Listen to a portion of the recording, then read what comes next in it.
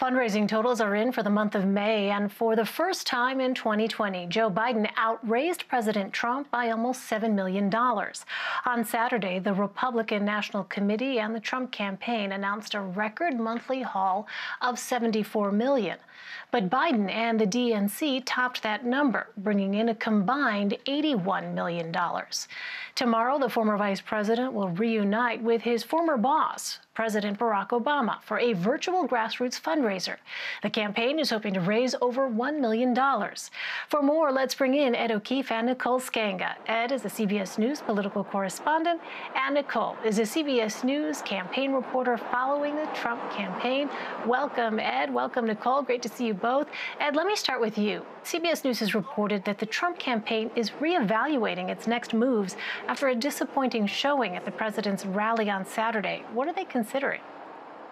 Right. Well, a few things, Elaine. I know Nicole and I both and others have spoken with Republicans over the weekend in touch with the White House and with the campaign who know that some kind of change is inevitable. There's some who say, look, this is what the president wanted. They were merely carrying out his orders, and that was the result of it, that there were people unwilling to show up in the midst of a pandemic for this kind of a rally. Others who point out that there does now seem to be confirmation that a sort of global prank was pulled on the campaign by having teenagers in this country and others around the world register for the rally, making it seem as if hundreds of thousands or millions of people had done so, when in reality they had no plans to show up. So we're likely to see some kind of a shuffle of the deck, if you will, some change in leadership. What exactly it is isn't entirely clear just yet, but clearly the president came back from that upset about what transpired, and the campaign knows they're going to have to make some changes.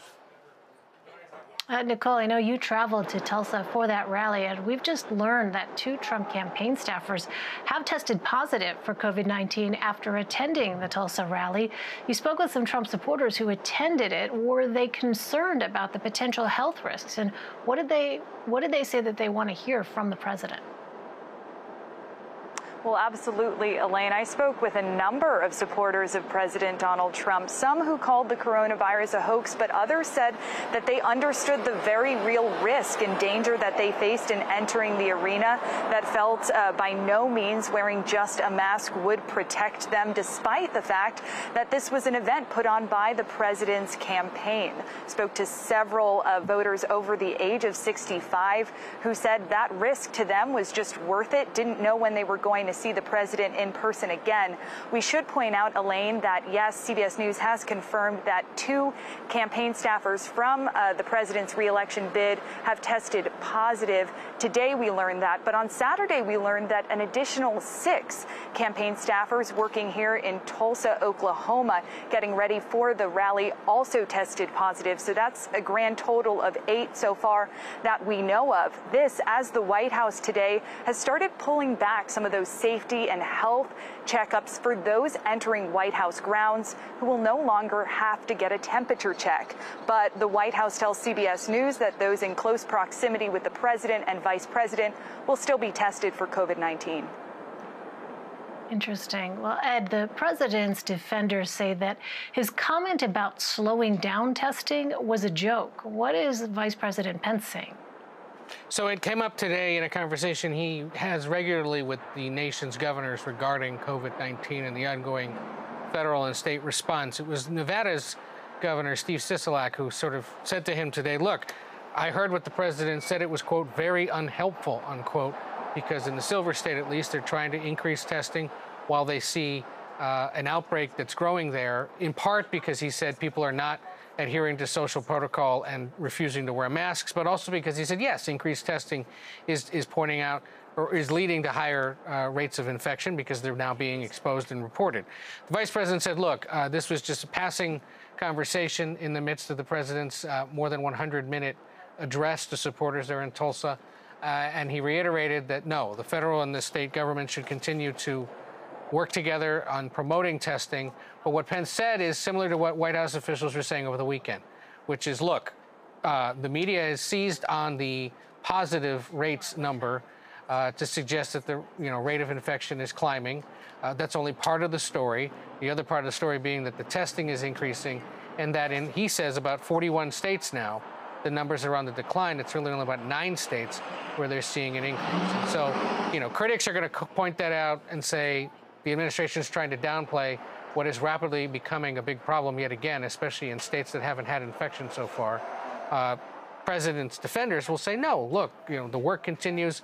Obviously, there's going to be an increase in this in some parts of the country, but it's driven in part because of increased testing. So, obviously the president got dinged for that. In the immediate aftermath, the Biden campaign and Democrats, other critics of the administration, seized on it and said, see, it's proof that the president isn't taking this seriously. White House officials told CBS News Saturday night that no, he meant it in jest. That continued yesterday. And then the vice president's comments came today. At no time did the vice president or Governor Sisolak or anyone else on that call suggest it was a joke, but it was administration officials who tried to explain it away by saying it was a joke. If anything, today, perhaps the vice president may have confused matters even more. It's worth noting that one of the president's staunchest allies, Florida Governor Ron DeSantis, acknowledged over the weekend that the actual rate of infection that his state is seeing cannot be explained just because of the increased testing. So there was an acknowledgement there from one of the president's own allies that, yes, they have the increased testing, but as far as Florida's rate of infection, the governor acknowledged that's going up faster. You want to say something? Right, and he's blaming it mostly on younger people, on asymptomatic people across the state, who he says didn't necessarily adhere to social distancing. But they have seen increased testing, of course, across the state. There's big concern, of course, in South Florida. But there again, the governor got dinged for suggesting that it's young people's fault. No matter whose fault it is, the numbers are on the rise. Right. And the question is, how are state leaders like DeSantis and others across the country going to deal with this?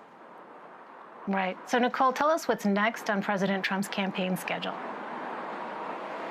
Well, the president heads to another swing state for an official White House visit tomorrow. He'll go to Yuma, Arizona, where he'll visit the border wall that's being constructed and celebrate the 200th mile of wall. We should note that the United States shares 1,993 miles with Mexico on its southern border. After that, the president will head to Phoenix, Arizona, where he'll speak to Students for Trump in an address there later in the afternoon.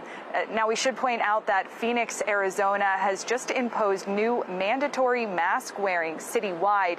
The mayor of Phoenix says that they will not enforce that inside the president's event. CBS News has learned that the White House has provided masks for guests who will see the president in person there, but they will not be mandatory.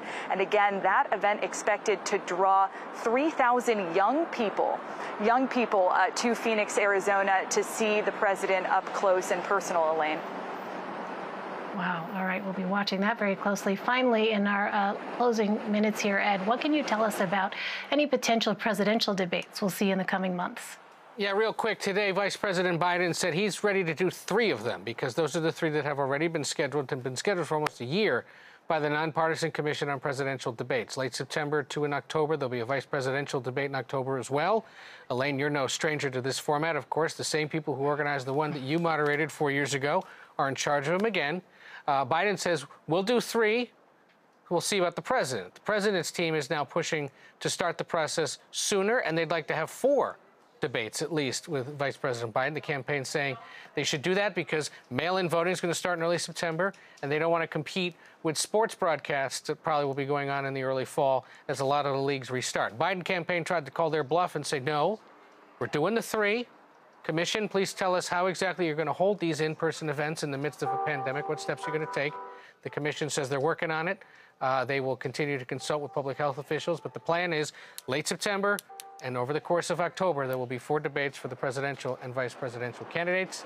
The Biden campaign trying to keep the pressure on the president to actually show up and take questions from moderators and American voters who may not necessarily be big fans of him. It would be a continuing subplot to this already weird campaign season in the next several weeks, Elaine.